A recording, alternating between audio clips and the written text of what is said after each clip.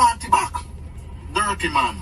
That dirty man. That was not man style. You're a big man. You live your life already, boo. To be honest, you live your life already. You know what I mean? You have kids. It's not like you have one. You have more than one kids.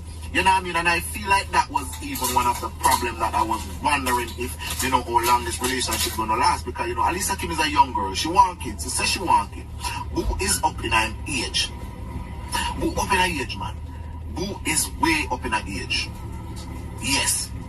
So at the time, with Alisa Kim wanted kids, and Boo look like him knows him can't give Alisa Kim no kids. Boo look like him know that it cannot give Alisa Kim, because nobody gonna run that risk, you know what I mean, to date a person that up in them 70s, right? To even have kids with, because you know sometimes the kid might born Down syndrome or have some little disability. You know, so Alisa Kim look like him now run that risk.